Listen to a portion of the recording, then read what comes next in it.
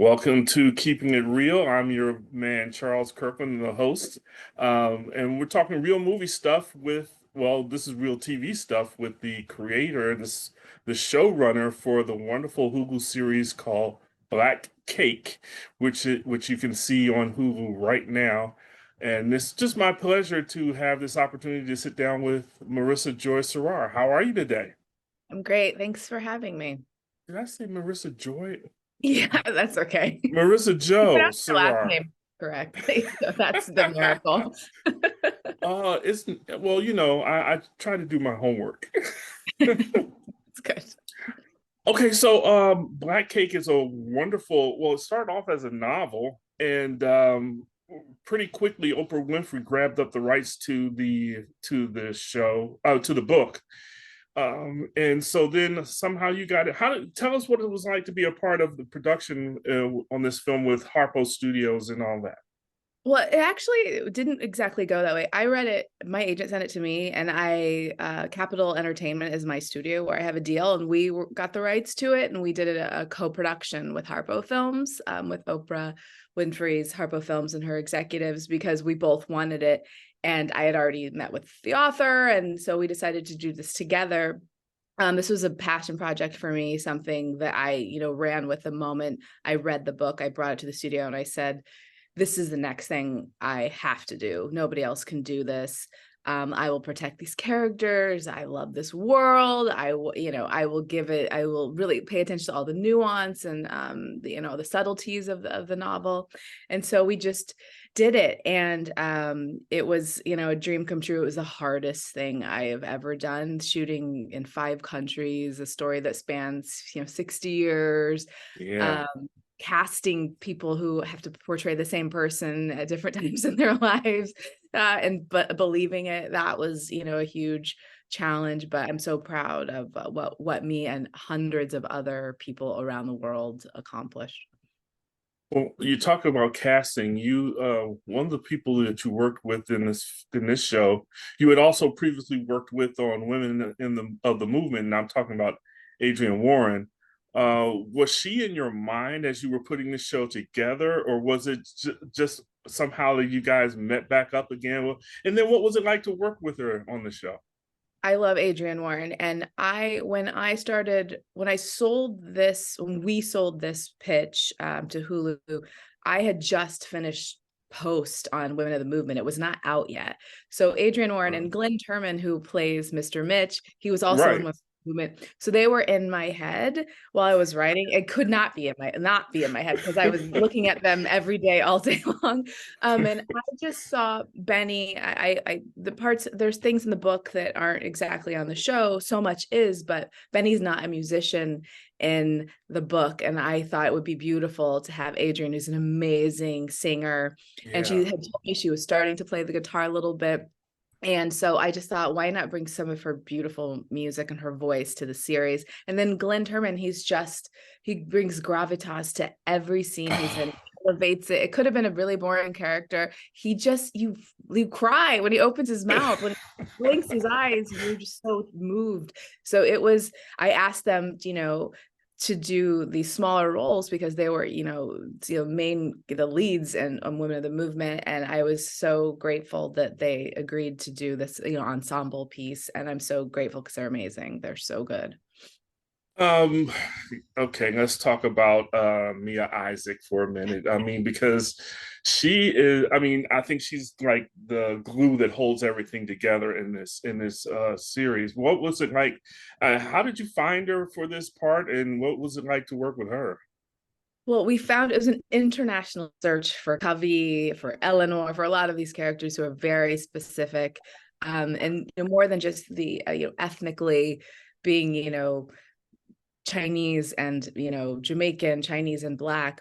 They had to be an amazing actor who could portray someone in the 1960s and 1970s, a Jamaican accent, someone to portray her after she had lived in California for 50 years, who we could age up as well. So finding Mia was, a huge undertaking for our casting director, Aisha Coley, who is amazing. I worked with her on Women of the Movement. She's worked on every big film you can imagine.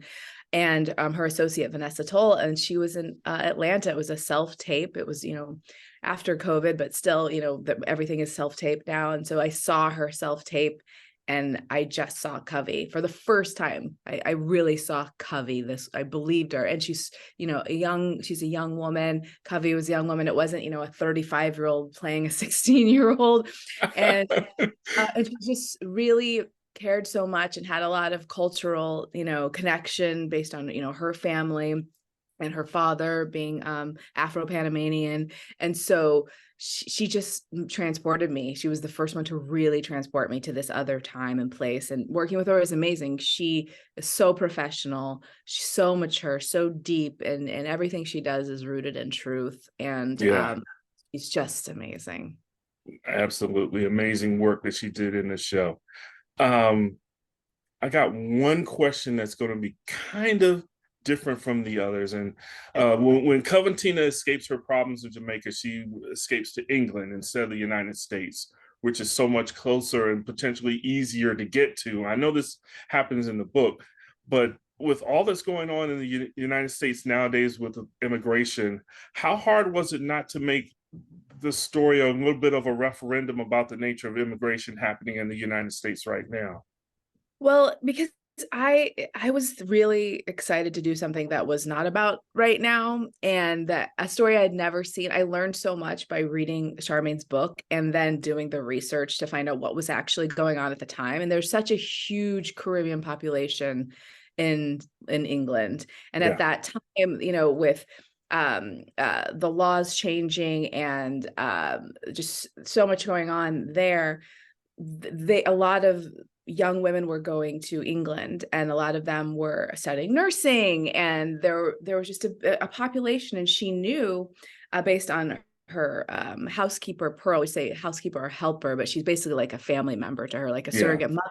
She had already arranged for this boarding house where there would be other island girls so that she wouldn't have to feel so isolated, even though she ended up feeling very isolated. So that it was really staying true to the novel. It was so important to me. And I wanted to tell a story that wasn't, American, that really was an international story. We end up back here in the United States. And hopefully, if we get a season 2, we can learn what that was like for Covey and Gibbs to immigrate into Southern California, in the 1970s. What was that like for them, coming here for the first time? So I think there's so much more to tell, and we can do that. But I really wanted to honor the book. Well, I'm glad you mentioned season 2 because the way season 1 ended, it seemed like, and everywhere, I look, I see Black Cake season 1, and the way it ended, it just leaves a lot of potential for a season 2 or more. But the book doesn't, I mean, the book doesn't have that. So what is it like to create something based on a book, but extrapolate into this whole new world of your own? What is, I mean, I know you probably have the plans in your head, but what is it like to create that?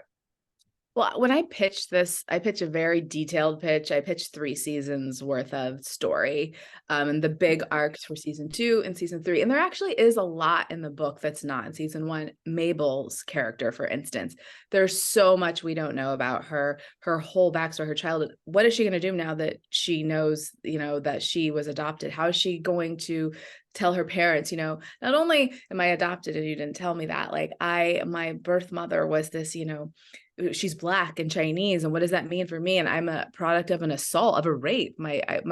She was raped. Her birth mother was raped. Does she keep playing the recording to find out the name of her birth father? Because the audience doesn't know the birth father's name. Benny and Byron don't know. Mabel will know. So there's so much story there. And then I've worked on, not create, this is my first show creating from a novel, but I've worked on The Handmaid's Tale. I've worked on 13 Reasons Why post season 1 and gone beyond the book. But there's still always little threads that I can pull from the book or pieces of dialogue. But I'm excited to move beyond the book. It's actually harder to adapt than it is to just create from your own brain, because I feel so loyal to Charmaine and I want to honor her book. And so if I changed anything, I had to have for me personally, and the writers room, I said we have to have a very good reason. It has to be we have to be able to explain this, because I don't want to just change it because I can. As you're pitching 3 seasons of this show, and you know that you're going a little bit beyond the book, had you ever talked with Charmaine about it? I mean, how did she feel about there being more story that I mean, because maybe she wanted to write a second novel or something. I mean, how did she feel about the words that you were saying about more seasons? When I first met her, the first meeting, to just let her know, hey, I love your book. I don't understand people who acquire rights to books and then dismantle it. Like, just write your own thing. But I told her, that I didn't see this as a limited series, that I really felt like we could go beyond the book. And I told her some of the things that I love to explore, that end in the book. In the book, Byron actually, like, his partner has a baby. What kind of father is Byron? What does that bring up for him? Can we see more about his past and working as the only Black ocean scientist in this, in Orange County, lab? Like, what is that like for him in present day or in the past, 20 years? So I told her I didn't get into all of the specifics, but I told her on our first meeting, I wanted to tell more story. And she responded exactly as how I wanted her to. She said, I feel the same way. I want to go beyond the book too. And she's the greatest collaborator, because she knows that the book is the book and the show Right. is. So they are two separate things. The book will always be the book. No one can ever take that away from her. And so she really was never precious about anything.